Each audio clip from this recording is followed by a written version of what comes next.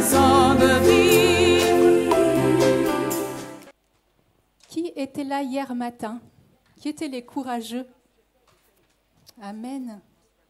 Je ne vais pas vous raconter autant d'histoires. Je sais qu'il y en a qui attendent.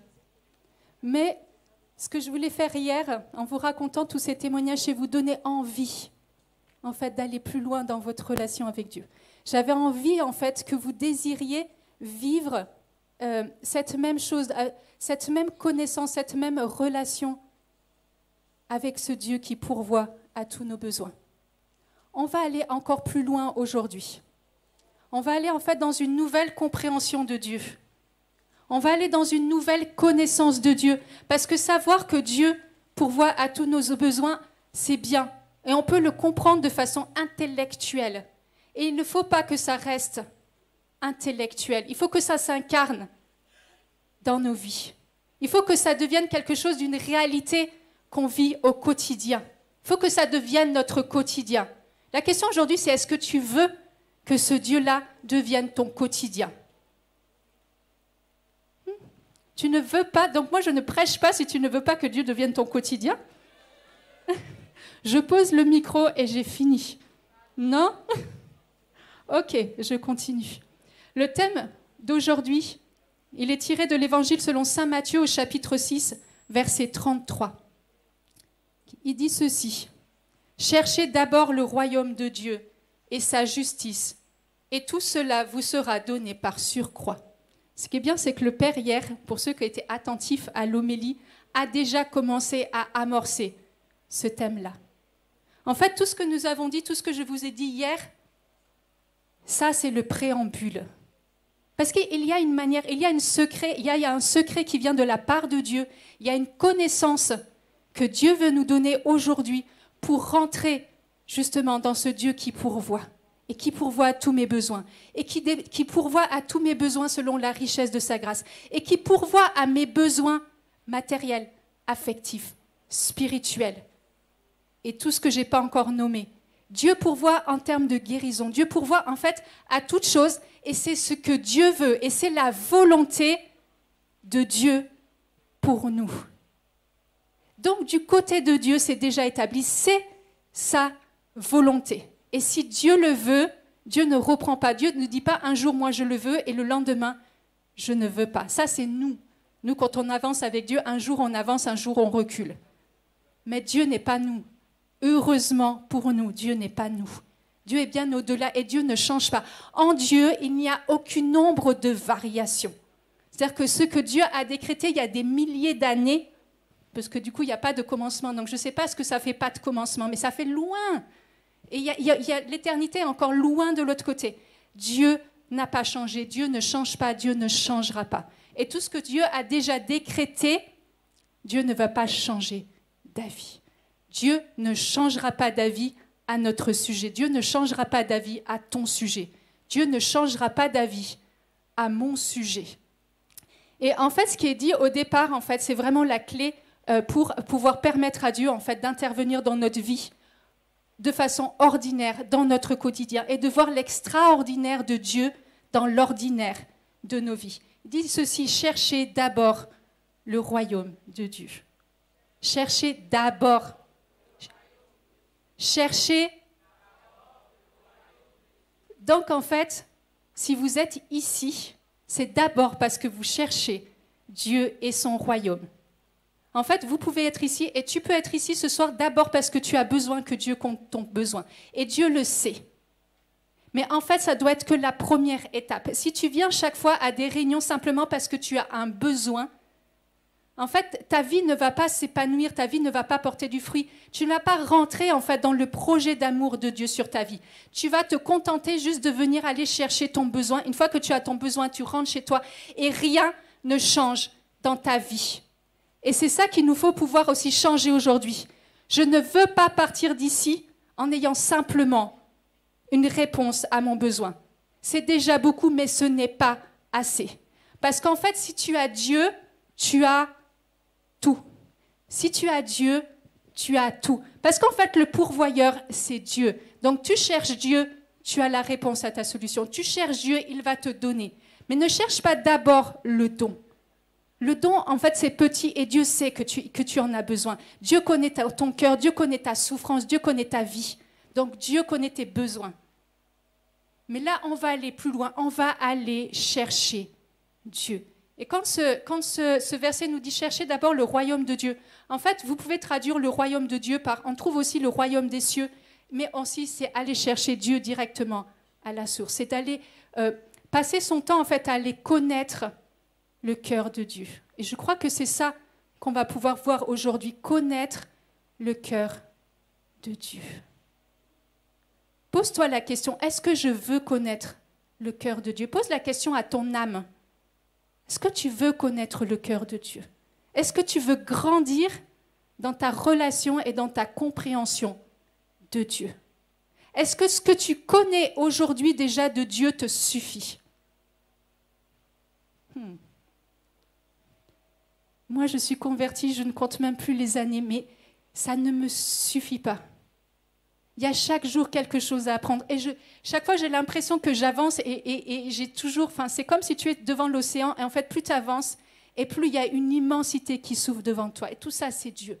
Et en fait, tu n'auras jamais fini d'examiner qui est Dieu, en fait. C'est juste impossible. Tu peux prendre par tous les bouts, en fait. Tu n'auras jamais fini de comprendre qui est Dieu. Par contre, plus tu vas rentrer dans une relation avec Dieu, et plus tu vas te rendre compte, en fait, des effets que ça a dans ton cœur, que ça a sur ta vie. En fait, souvent, on est triste, on est malheureux, on vit des situations simplement parce qu'on ne connaît pas Dieu. Quand tu connais Dieu, tu reconnais sa voix, tu reconnais comment il te parle. Dans tes temps de prière, tu sais, en fait, que là, il y a la présence de Dieu. Il faut que Dieu devienne ton meilleur ami. Il faut que Dieu devienne ton confident. Il faut que Dieu devienne celui à qui tu parles en premier de tes soucis, devant qui tu déverses ton cœur. Parce que Dieu, c'est toujours celui qui entend. Tu vas aller voir tes amis, des fois on décroche, on est tous pareils. Des fois on ne comprend pas bien la situation. On peut avoir la meilleure bonne volonté du monde. Tu ne seras jamais aussi bien entendu que quand tu vas directement devant Dieu, épancher ton cœur, lui parler, lui dire que tu l'aimes. En fait, comme tu fais avec une relation avec quelqu'un qui est important pour toi. Et plus tu passes du temps en sa présence, et plus en fait ton sens spirituel s'affine. Plus tu reconnais la marque de Dieu, plus tu vois Dieu dans ta vie. Plus tu t'éloignes de Dieu, et plus c'est l'inverse. La voix de Dieu va se noyer au milieu de toutes les autres voix, et tu ne vas pas reconnaître la voix de Dieu. Or, Dieu n'a pas changé, Dieu est toujours là, Dieu veut te parler. Dieu t'attend, Dieu frappe à ton cœur. Il veut rentrer. Et attendre et chercher Dieu, c'est aussi chercher Dieu et son royaume. Parce que quand tu cherches Dieu, Dieu vient avec ce qu'il est. Donc tout ce qu'il a, il va te le donner. Tout ce que j'ai est à toi. Notre trésor, en fait, est juste inépuisable. Mais vous savez, en fait, des fois, moi, je suis découragée. Je me dis, notre vie chrétienne, en fait, on la vit simplement comme ça. Moi, j'ai envie d'une vie chrétienne comme ça. Enfin, mes bras ne sont même pas encore assez longs. Je veux d'une vie chrétienne qui soit grande. Parce que me contenter de ça, c'est comme si Dieu t'a donné une intelligence extraordinaire. Et en fait, tu n'utilises qu'un petit pourcentage de ton intelligence. Dans la vie spirituelle, c'est la même. Et on se contente de miettes. On se contente d'un peu et on est content. On veut plus. En tout cas, moi, dans ma vie, c'est ma prière. Je veux plus, je veux toujours plus. Je ne veux pas plus en termes de bénédiction, je veux d'abord plus en termes de Dieu. Et quand Dieu vient, il vient avec sa bénédiction. Dieu ne peut pas faire autrement. Dieu est un Père. Dieu est un Père. Dieu est un Père. En fait, c'est souvent la première chose qui bloque dans nos vies. En fait, Dieu n'est pas celui... En fait, Dieu est majestueux, tout ce que vous voulez. Et Dieu est grand, Dieu est saint. Et on ne pourra jamais égaler Dieu. En fait, nous, on est juste nous. Mais en fait, quand on réalise que dans cette grandeur, Dieu est notre Père, qu'on n'a pas de honte, qu'on n'a pas de peur, qu'il n'y a rien dans notre vie, en fait, qui ne rebute Dieu.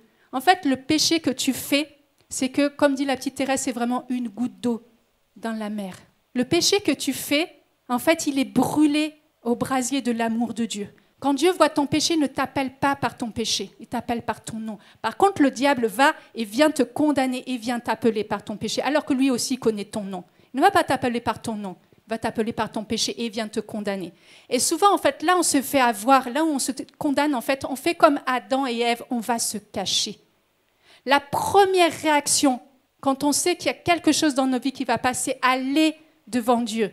Et c'est déjouer le piège du diable qui veut que, justement, notre bénédiction soit volée à ce moment-là parce qu'on a tellement honte qu'on part se cacher. Là, si ton cœur est en train de te dire que je suis parti loin de Dieu, même si je suis là physiquement, mais il y a quelque part dans ma vie, je suis parti loin de Dieu, tu peux toujours revenir. Il n'y a pas de fatalité. Il n'y a pas de fatalité. Et le pire, c'est que Dieu t'attend et que nous, on va faire attendre Dieu. Dieu t'attend, il t'attend depuis le premier jour, depuis le jour où tu as tourné le dos, depuis le jour où on est né, depuis toujours en fait, et jusqu'à toujours, Dieu va nous attendre. Dieu va nous attendre. Dieu est un Dieu, mais tellement patient. Tellement patient. Pourquoi nous priver de la miséricorde de Dieu? Pourquoi nous priver des bénédictions de Dieu? Nous sommes nos propres voleurs de bénédictions. Nous sommes nos propres voleurs de bénédictions. Nous fonctionnons d'une manière, en fait, où quand Dieu arrive avec les bras grands ouverts, on ne le voit des fois même pas. Et on est plongé dans nos pensées, on est plongé dans notre intelligence et on décortique. Et on pense que même des fois d'autres nous ont volé la bénédiction que nous-mêmes, nous n'avons pas accueillie. À Paray-le-Monial, en France, Jésus est apparu, et vous connaissez, je regarde si c'est... avec le cœur, mais le cœur transpercé, et il y a des flots qui jaillissent. Et dans ces flots, il y a aussi toutes les grâces qui n'ont pas été accueillies. En fait, ce soir, tu peux complètement changer ta manière de raisonner, te dire que toi, tu veux recevoir tes bénédictions. Déjà, reçois tes bénédictions, c'est déjà énorme. En fait, parce que les bénédictions, c'est seconde après seconde. Dès que, même la nuit, quand tu dors, les bénédictions sont là. Quand tu te réveilles le matin, les bénédictions sont là. Même quand tu te douches, les bénédictions sont là. Et Dieu peut te parler même sous la douche. Dieu peut te parler n'importe où. La provision de Dieu n'est pas épuisée simplement au temps que nous avons ici. Les temps que nous vivons ici sont des temps de provision de grâce, où le royaume de Dieu s'avance parmi nous. Mais tu peux aussi recevoir les grâces dont personne ne veut. Dieu passe son temps à déverser des grâces qui sont perdues simplement. Parce que les cœurs sont fermés. Parce que les cœurs sont fermés. Parce que nos cœurs se sont endurcis. Se sont endurcis face à la miséricorde. Nos cœurs se sont endurcis face à l'amour de Dieu. Il y a quelque chose en fait qui fait qu'on est habitué. Comment peut-on s'habituer à l'amour? Comment peut-on s'habituer à ce qu'on nous aime? Je ne sais pas, ceux qui sont mariés, est-ce qu'un jour tu as dit, bon, moi, mon mari, j'en ai marre qu'il m'aime? On ne dit pas ça, non? À tes meilleurs amis, tu dis, bon, aujourd'hui, c'est bon, c'est fini. J'ai plus besoin d'amour. Impossible. Impossible. On a été créé par l'amour.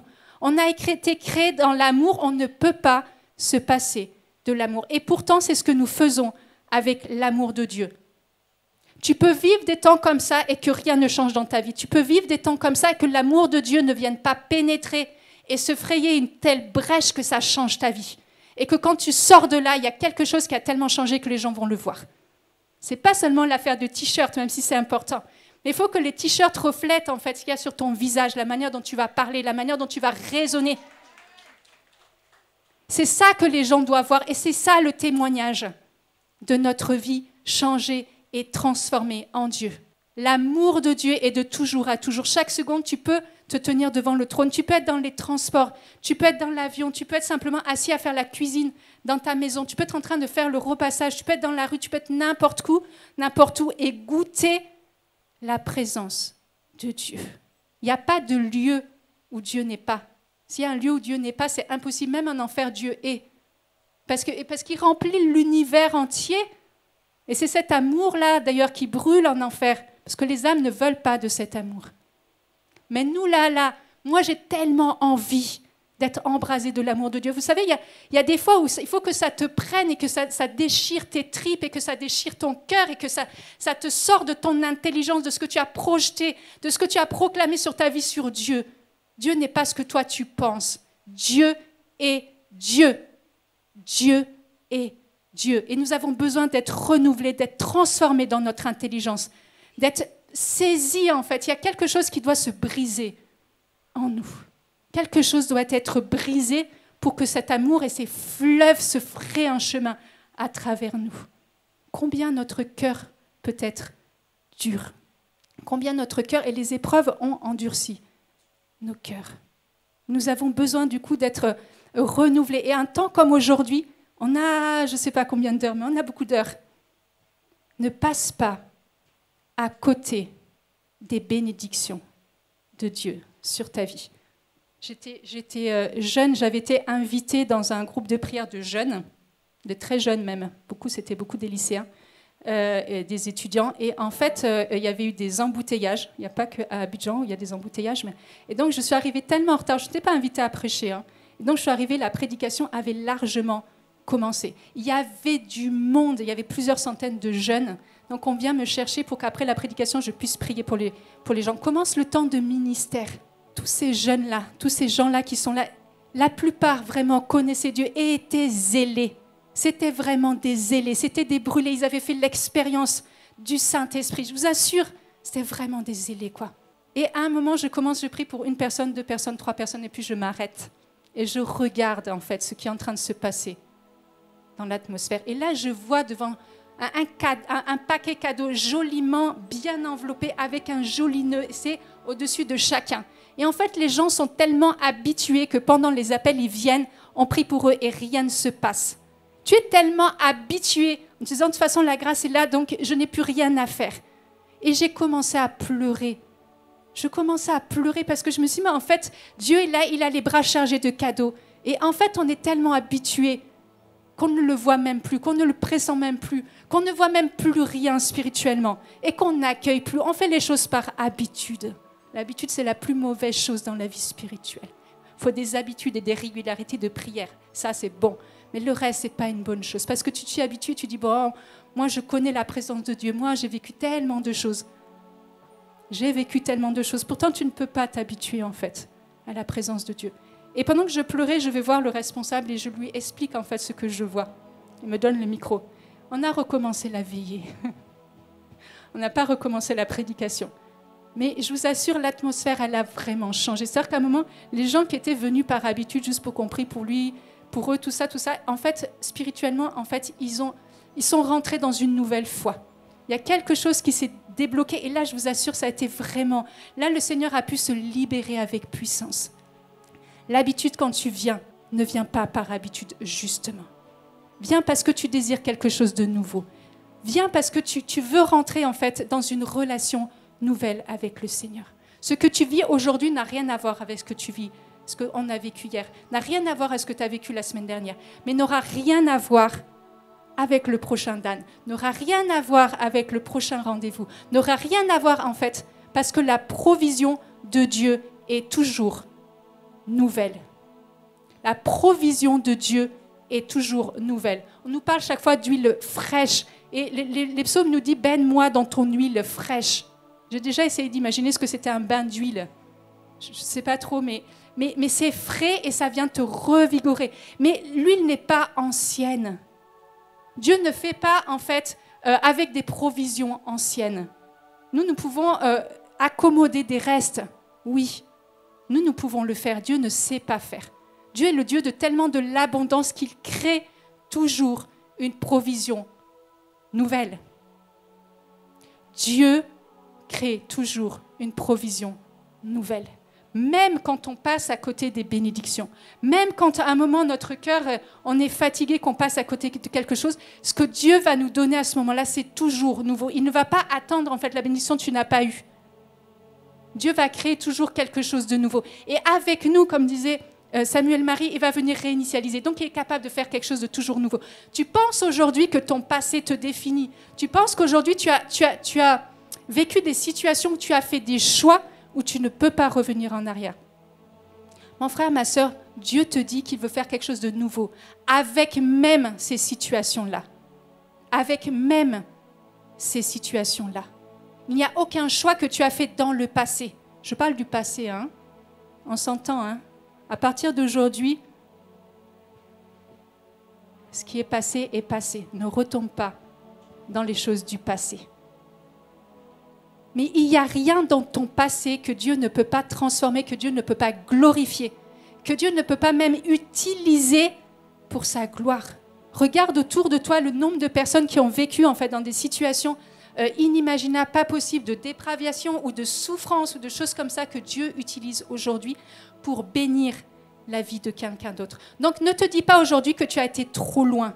La provision de Dieu est encore là. Et Dieu va utiliser justement en fait, ces failles, parce que c'est là où on a été en fait le plus loin, c'est là où on a été dans la souffrance qui a creusé quelque chose, où Dieu passe et refait une restauration, il refait quelque chose de nouveau. Et en fait, ce que Dieu va faire avec toi et ce que Dieu fait avec nous au travers de ce qui nous paraît en fait des blessures juste pas belles, juste même qu'on veut cacher, des choses dont on a honte, des choses qui ne glorifient pas nos vies, on a toujours envie de paraître bien. Dieu n'est pas venu pour paraître bien. Dieu est venu juste pour être et pour être fils de Dieu. Le reste, ça ne le regarde pas. Le reste, ce n'est pas ce qu'il voit. Mais il vient et au travers de ça, en fait, il te rend une dignité encore plus belle. Le projet, en fait, de Dieu aujourd'hui sur ta vie est encore plus beau que même ce qu'il a prévu en te créant. Parce que quand Dieu t'a créé, ce qu'il faut juste savoir, c'est quand Dieu t'a créé, il avait un rêve fou, un rêve extraordinaire. Dieu a rêvé ta vie. Je ne sais pas si tu imagines, on est dans le rêve de Dieu. On n'est pas là par hasard, on est là parce que Dieu a rêvé qu'il y avait quelque chose de tellement unique sur notre vie que ça valait la peine d'être là. Ça vaut la peine que tu sois là.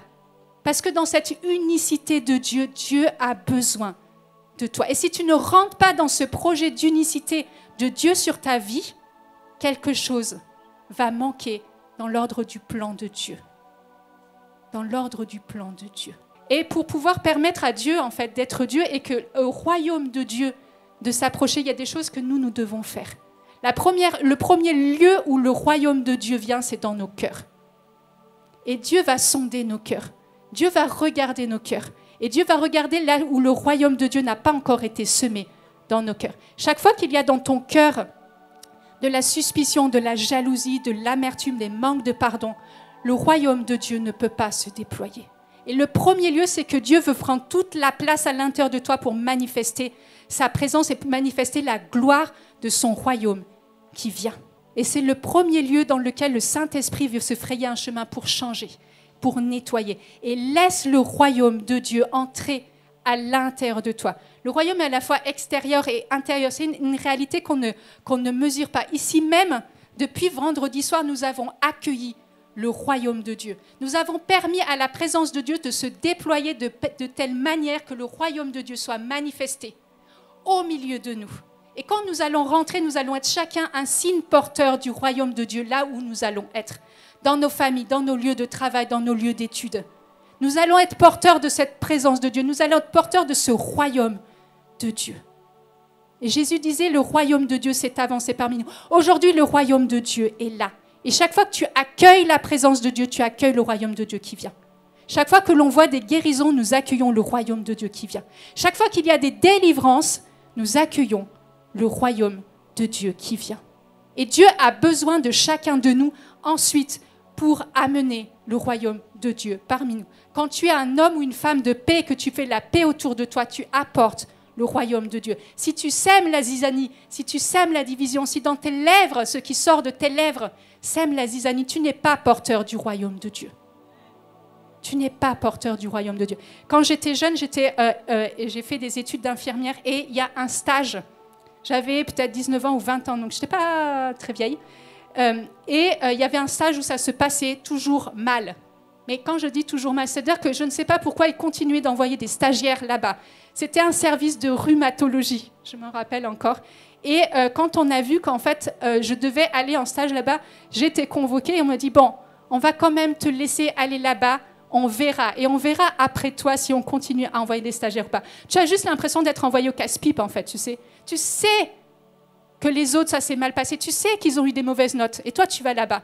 Quand je suis arrivée là-bas, bon, j'ai l'avantage d'être discrète, assez timide. Donc, je suis restée là et j'ai observé, en fait, ce qui se passait. Je n'ai pas beaucoup parlé la première semaine, mais j'étais juste là. Et en fait, je me suis rendu compte d'une chose, c'est que les problèmes qui venaient de cette équipe venaient d'une seule personne, qui était en souffrance. Et sa souffrance était telle que ça semait la zizanie partout. Et donc, je suis restée tranquille. Et dans cette équipe, en fait, ça parlait mal. Je vous raconte même pas, quoi. Les sujets de discussion, c'était en dessous de la ceinture. C'était vraiment des trucs, pour moi, mes oreilles, pardon, hein, c'était dur. Mais alors, chaque fois que j'arrivais dans l'équipe, j'arrive tranquillement, je suis juste comme ça. C'est-à-dire qu'il y a toujours un moment, et ça prend que quelques secondes à quelques minutes, où l'équipe ne peut plus parler de certains sujets. Ils sont obligés de se taire. C'est-à-dire qu'à un moment, la discussion s'arrête. Soit tout le monde part, soit la discussion change. Je n'ai rien dit. Je n'ai pas prononcé quelque chose, mais la présence de Dieu qui est à l'intérieur de moi était suffisant pour faire cesser, en fait, tous ces trucs bizarroïdes qui se passaient dans l'équipe. Et la personne qui était en souffrance m'a pris sous son aile pour me former. J'avais enfin le droit de faire même des choses que dans mon cursus, je n'avais pas encore le droit de faire. Mais vous savez, c'est juste la présence de Dieu à l'intérieur de toi. Je n'avais pas ouvert ma bouche, je n'ai pas proclamé le nom de Jésus. Je n'avais même pas de t-shirt. Dieu a un nom, parce qu'à l'époque, ça n'existait pas.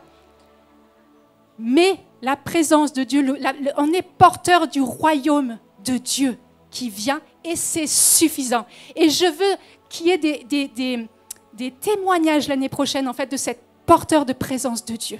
Tu es porteur de la présence de Dieu. Tu es porteur du royaume de Dieu, que tu le veuilles ou que tu ne le veuilles pas.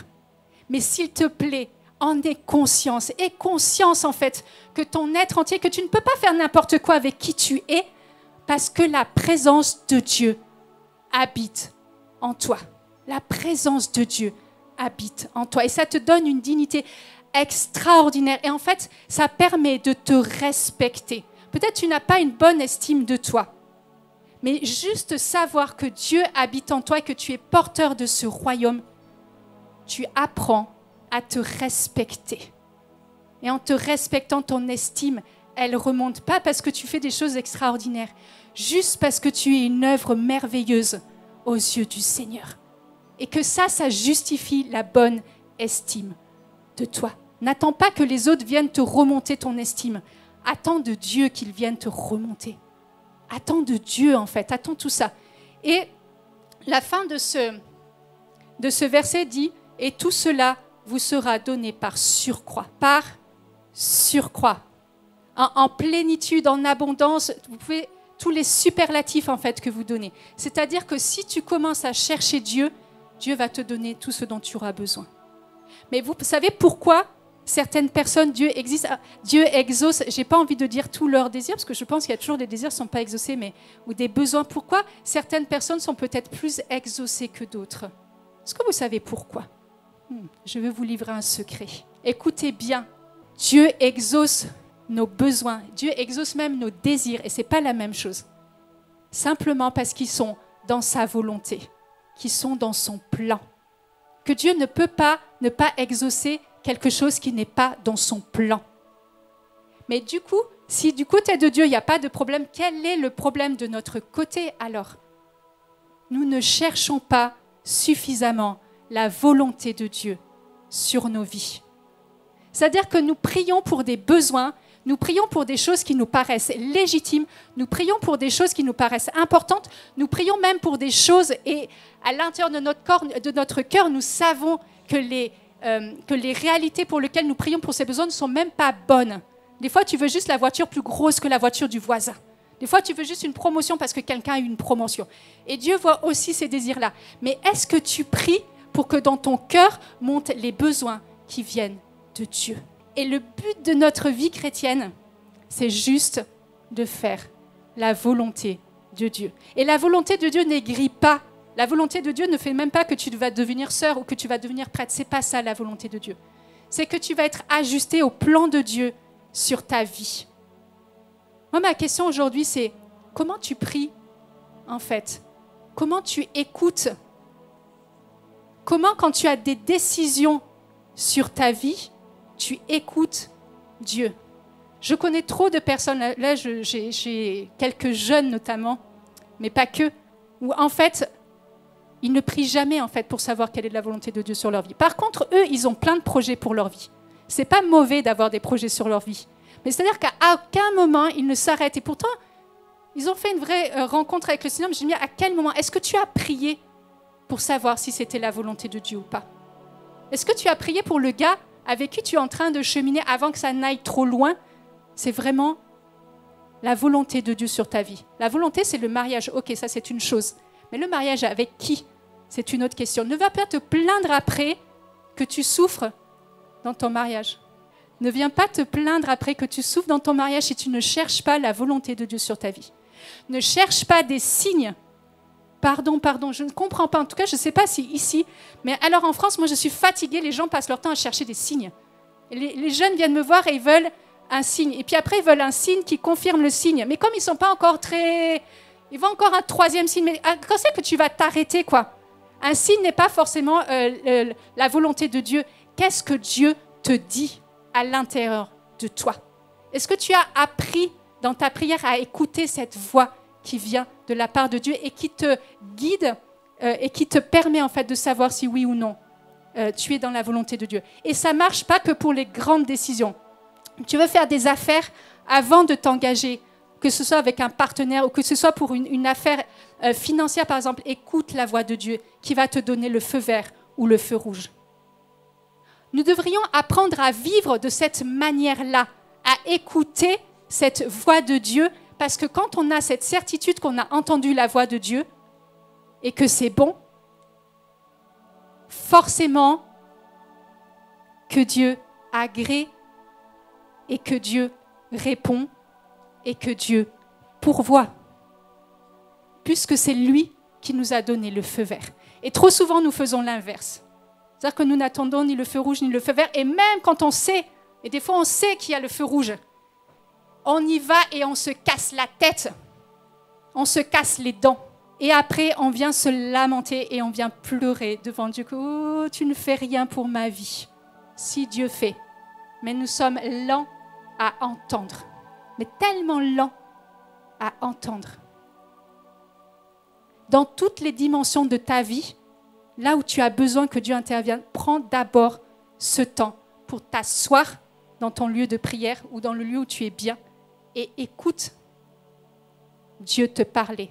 Écoute Dieu te donner les directives. Des fois, tu n'entendras pas forcément, mais tu auras juste une certitude ou une impulsion. Moi, j'ai vu que dans tous les aspects de ma vie, Dieu pouvait me conduire. Même quand je travaillais comme infirmière, je n'entendais pas forcément la voix de Dieu, mais tout à coup, quelque chose me dit, il faut que tu ailles là-bas ou il faut que tu ailles faire ça. Et ce n'était pas forcément le temps. Et le nombre de fois, mes équipes étaient tout à fait briefées. Elles ne savaient pas que c'est parce que Dieu me parlait, mais elles savaient que tout à coup, je disparais. Je donne les médicaments et je disparais. Quelqu'un d'autre prend la suite. Mais parce qu'à ce moment-là, il y a une conviction qui me dit, va voir dans la chambre. Si vous saviez le nombre de fois où en fait j'ai récupéré des situations d'urgence, simplement parce que cette conviction me dit, va voir un tel. Et par exemple, elle est en train de s'étouffer. Ou va voir un tel, et là, c'est les derniers moments. Et tu as le temps d'appeler la famille, tu as le temps d'appeler l'aumônier. Si tu n'es pas sensible, peut-être la personne serait morte, et en fait, elle serait morte seule. Apprends à écouter cette voix intérieure pour que Dieu te donne non seulement ce que tu as besoin, mais te donne en abondance, te donne le surplus. Et c'est seulement de cette manière, parce que notre volonté est ajustée à la volonté de Dieu. Il n'y a plus de séparation. Il n'y a plus de séparation. Et le but de notre vie, c'est de grandir pour ajuster notre volonté. On ne demande pas à Dieu d'ajuster sa volonté à la nôtre. Ça ne marche pas comme ça. Ça ne marche pas comme ça. Ça ne marche pas comme ça. Si là, toi qui es là, tu pensais jusqu'à ce jour, en fait, que quand tu priais, c'était pour que Dieu fasse ta volonté, change ta manière de prier, change ta manière de raisonner. Et dis-toi que maintenant, c'est toi qui en cherchant Dieu, c'est toi qui en accueillant la grâce du royaume de Dieu qui vient au milieu de toi. C'est toi qui vas t'ajuster à la volonté de Dieu. Celle qui a fait la volonté parfaite de Dieu par excellence, c'est quand même la Vierge Marie. La Vierge Marie n'était pas triste. La Vierge Marie n'était pas mièvre. La Vierge Marie n'était pas une femme, je ne sais pas comment on dit, qui était effacée. En fait, on pense trop souvent que faire la volonté de Dieu, ça va faire de nous des gens, et puis il va falloir se donner un genre de gens, personnes très pieuses. Il n'y a pas de genre à avoir. Faire la volonté de Dieu, c'est juste rentrer dans qui on est. Et ça, c'est le plus important aux yeux de Dieu. N'imite personne, sois toi-même. Imite personne, parce que sinon, il va manquer quelque chose au plan du royaume de Dieu. N'attends pas d'être quelqu'un d'autre. N'attends pas de vouloir aussi même changer qui tu es. Accueille-toi comme tu es et c'est à partir de ce moment-là où les choses en fait que tu as envie de changer pourront changer. Ne fais pas les choses à l'inverse. Ne fais pas les choses à l'inverse. Ne demande même pas à ton mari, ne demande même pas à ta femme, ne demande même pas à tes enfants de changer. Laisse la grâce de Dieu agir. Et toi, commence d'abord toi-même par changer. J'ai vu trop de couples en fait qui reprochaient à l'autre en fait ce qui n'allait pas. Si toi tu commences à changer et à accueillir cette grâce de Dieu, à accueillir en fait cette semence de Dieu au milieu de toi, si tu commences dans ta relation avec Dieu, de commencer à rentrer dans une relation filiale, commencer à rendre grâce à Dieu pour tout ce qu'il t'a donné plutôt que de voir tout ce qui ne va pas. De commencer par voir en fait tout ce qui ne va pas dans ton couple, chez tes conjoints. C'est bizarre, hein? Quand on tombe amoureux, généralement au début, on ne voit pas les défauts. Et puis après, on ne voit plus que les défauts. Il faut juste le bon équilibre. Tu as épousé l'autre avec les défauts. Les défauts, tu les connaissais.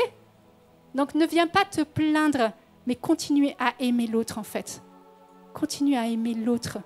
Parce que c'est l'amour même dont Dieu t'aime, dont tu vas être capable en fait d'aimer tes enfants, d'aimer ton conjoint. D'aimer même ceux qui, a priori, tu n'aimes pas. La grâce de Dieu est capable de faire ça. Hein. Même les gens, tu disais jamais, je pourrais les aimer.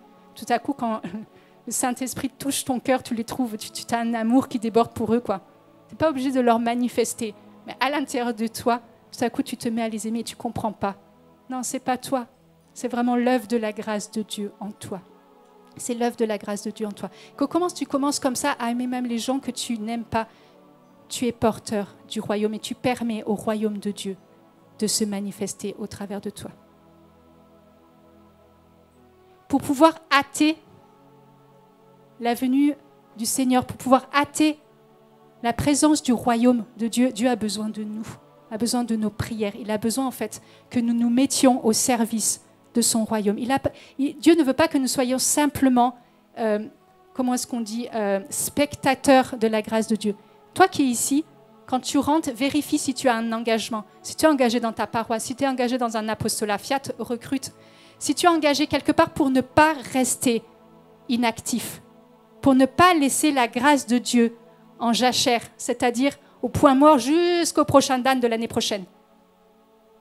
Non, laisse la grâce de Dieu travailler et prie. Investis-toi pour le royaume. Le royaume de Dieu, c'est non seulement dans la prière, mais quand tu te mets au service, les chantres, vous permettez au royaume de Dieu d'être présent parmi nous, par votre ministère. Ceux qui sont au service, vous permettez au royaume de Dieu de se manifester par votre service. Ceux qui sont à l'intercession de la même manière, trouve la manière par laquelle tu vas faire advenir le royaume de Dieu. Quelle est ta marque spécifique pour faire advenir le royaume de Dieu? Quand j'étais jeune, mais j'étais jeune convertie, donc vous allez m'excuser, entre peut-être 16 ans et 20, 21 ans. Moi, j'étais radicale, donc je me suis dit, je veux que le royaume de Dieu vienne, et donc je vais aller chercher la racine, je pensais aller prier le plus haut possible. Et là, je me suis dit, le seul moyen que le royaume de Dieu soit le plus présent parmi nous, c'est de prier pour la conversion du diable. Ne faites pas ça. J'ai prié et je me suis dit, si le diable se convertit, tous nos problèmes sont finis. Là, le royaume de Dieu est là. Il n'y a plus rien qui nous empêchera. Bon, en fait, si, il y a la dureté de notre cœur. Et ça, le diable n'y est pour rien. Mais donc, j'ai prié pour la conversion du diable, quoi. En me disant, mais c'est le seul moyen par lequel le royaume de Dieu va accélérer. Et en fait, à un moment, j'ai compris que ça ne marchait pas, en fait. Ça ne marchait pas. Tout simplement parce que lui, quand il a pris sa décision, ce n'est pas comme nous. Il l'a pris en conscience et qu'il savait exactement quand il s'est rebellé qu'est-ce qu'il attendait. En fait, il avait la vision complète et que son non a été un non total et définitif. Nous ne sommes pas là. Nous, notre non peut toujours devenir un oui. Mais par contre, Dieu a besoin de notre zèle. Dieu a besoin, en fait, de nous, justement, pour faire advenir son royaume au milieu de nous. N'attends pas, et je voudrais vraiment le redire, en fait, n'attends pas simplement d'être acteur. N'attends pas simplement d'être spectateur, sois acteur. N'aie pas peur et n'aie pas honte que Dieu t'utilise et aspire-y. N'attends pas que quelqu'un vienne prier pour tes besoins. Mets-toi en action. Je voudrais dire un moment aussi, mets ta foi en action pour pouvoir à tous tes besoins. N'attends pas, en fait, que tes besoins soient pourvus pour commencer à te mettre en action. N'attends pas d'avoir déjà la guérison pour commencer à manifester des signes comme quoi tu es déjà guéri. Mets ta foi en action. Dieu peut te donner et que tu n'ailles pas chercher. Il y a besoin de notre foi. On a tenté de me tuer dans un accident de voiture, j'avais 13 ans. J'ai une minerve, j'ai eu 2 entorses et puis j'ai perdu l'usage de mes jambes. On a prié pour moi. Il aurait pu ne rien se passer. Simplement, en fait, et pourtant j'avais 13 ans. J'étais petite. Et à un moment, j'ai juste pris conscience que si je ne posais pas un acte de foi, peut-être rien ne se passait. Donc du coup, on a prié pour moi. La seule chose qui m'embêtait, c'était la minerve. Je me tourne vers Raïssa, je compatis. Hein. Donc j'ai enlevé ma minerve. J'avais des vertiges. J'ai fait un aller-retour, je n'avais plus rien. J'ai laissé la minerve. Mais quand je suis sortie, je discutais avec mes amis. Tout à coup, je me suis dit, mais attends, pourquoi si Dieu m'a guéri le cou, Dieu ne pourrait pas guérir mes doigts. Les médecins n'avaient pas encore soigné mes doigts. Hein. J'avais juste un bandage, j'avais des doigts qui étaient énormes et noirs. Ils n'étaient même pas violets, c'était noir, quoi. J'ai enlevé le bandage. Tout le monde crie, oh non, surtout, fais pas ça. N'écoutez pas quand on vous dit ça. J'ai enlevé mon bandage. Devant les yeux de tout le monde, mes doigts se sont simplement remis. En fait, en quelques secondes, mes doigts sont redevenus complètement normaux. Il a fallu poser un acte de foi. Si à un moment, je me suis dit, non, je vais attendre d'abord d'avoir la guérison pour enlever mon bandage, peut-être qu'il ne se serait rien passé. Peut-être qu'il ne se serait rien passé. Et quand on a prié, c'était 6 mois après pour mes jambes, comme elles ne récupéraient pas, j'ai reçu le sacrement des malades. Et c'est pareil, le lendemain, je vous assure, c'était pire. C'était pire que tout. Et à un moment, tu peux juste te dire, en fait, Dieu n'a pas guéri, Dieu n'a rien fait. C'était pire. La messe, là, c'était peut-être la messe la plus douloureuse de toute ma vie, quoi, ce jour-là. Et après, on m'a demandé qu'est-ce que je voulais faire, si je voulais rentrer à la maison. J'ai dit non, je ne rentre pas à la maison. On va là, on suit le programme qui était établi. Moi, j'aime courir. Enfin non, peut-être plus maintenant, hein, je prends de l'âge. Mais j'aimais beaucoup courir. Je faisais du foot. Et donc, ça faisait 6 mois que je n'avais pas couru. 6 mois. Je ne sais pas si vous imaginez quelqu'un qui court tout le temps. 6 mois. Et là, j'ai vu mes amis jouer au foot. Et moi, j'étais assise. Et puis, je me suis dit, non, tu vas te lever, tu vas commencer à marcher. Il n'y a personne. J'étais seule. Je regardais. Et là, je me suis dit, tu y vas. Je me suis levée. J'ai fait des pas. J'ai fait quelques pas. Et après, j'ai commencé à courir. J'ai couru 2 heures. J'ai rattrapé mon temps. Mais à un moment, dis-toi simplement, c'est ta foi, en fait. Il y a besoin, en fait, on est tellement passif qu'on attend que tout nous tombe cuit des fois dans le bec. Des fois, oui, parce que Dieu a besoin de nous montrer qu'il est providence, qu'il est Père. Et que oui, j'ai même vu des non-croyants accueillir des guérisons. J'ai vu des non-croyants avoir des miracles qui rendraient jaloux même les croyants, je vous assure. J'ai vu des musulmans. Attendez, ils n'ont pas Jésus. Au nom de quoi ils seraient guéris, eux? Non, parce que Dieu ne fait pas exception de personne. Mais de temps en temps, Dieu a besoin qu'on aille chercher et qu'on se lève dans la foi pour aller chercher, pour aller prier, pour aller intercéder, pour aller réclamer ce qui nous revient de droit. Ça nous revient de droit. Mais si tu restes toujours assis, si tu passes ton temps à te lamenter, je parle beaucoup de la lamentation, mais si vous ne pouvez pas vous imaginer, en fait, le poids de la lamentation sur nos vies, c'est un poids de mort et c'est un poids de non-vie. C'est un poids, en fait, qui te permet de rester. Si tu veux rester à l'endroit où tu es, ne veux pas aller plus loin, lamente-toi. Ça, c'est le bon secret pour ne pas avancer. Lamente-toi. Moi, j'ai décidé de ne pas être dans la lamentation. Je peux de temps en temps râler, on est d'accord. Mais ce n'est pas la même chose. Et après, je vais me confesser, on est d'accord. Mais si tu veux aller plus loin, à un moment, il faut te lever. Il faut que Dieu vienne réveiller ton esprit et toi te saisir et te lever. Dieu veut un peuple qui soit debout. Dieu veut un peuple qui soit debout. Dieu veut un peuple qui confesse en fait de ses lèvres la victoire. Dieu veut nous emmener de victoire en victoire. Dieu veut en fait nous combler tellement qu'on ne puisse plus revenir en arrière. Il y a 2 ans, j'étais malade, vraiment malade, pas petite maladie, hein, vraiment malade. C'est-à-dire que même bouger dans mon lit, c'était compliqué. Et en fait, au bout de quelques semaines, j'ai tous les organes, sauf le cœur, qui ont été touchés. Donc vraiment un truc grave, quoi.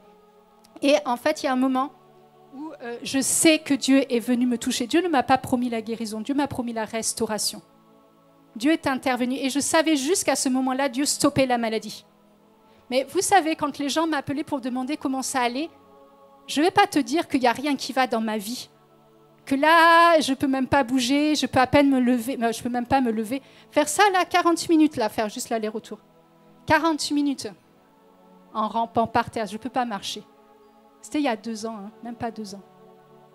Quand on m'appelle, j'ai dit non, tout va bien. Parce que je sais que Dieu avait proclamé la vie. Je n'ai pas proclamé de paroles de malédiction sur ma propre vie. Et pourtant, moi, je savais l'état de santé. Il n'y avait rien qui allait. Pourtant, Dieu avait proclamé déjà la restauration sur ma vie. Donc, tu m'appelles, je te dis, tout va bien. Je t'appelle et je te dis, non, ça va. Les gens, quand ils m'ont vu après, quand on est sorti du confinement, les gens étaient choqués. Les gens ne comprenaient pas pourquoi je pouvais dire que tout allait bien, alors qu'en fait, eux-mêmes voyaient que non, ça n'allait pas. Donc, les gens étaient inquiets. Mais si tu prononces, en fait, les paroles que toi, tu as entendues, même si tu ne les vois pas de tes yeux de chair, vois au niveau spirituel ce que Dieu est en train de faire. Et marche dans cette réalisation du plan de Dieu sur ta vie. Marche et avance. Ne regarde pas comme la femme de Lot en arrière. Dieu t'a parlé, fixe ton regard sur Jésus. Dieu t'a parlé, fixe tes objectifs sur la promesse de Dieu et commence à avancer. N'attends pas, ne reste pas assis. N'attends pas en fait autre chose que ce que Dieu a dit. N'attends pas un autre signe. Marche par la foi pour voir comment Dieu pourvoit à tous tes besoins. Marche par la foi. Marche par la vision. Marche en écoutant Dieu te parler, Dieu te conduire de manière très concrète pour avoir les besoins que tu attends se voir se réaliser. N'attends pas. Car la vie de l'homme mérite le respect. Et adorer Dieu est notre raison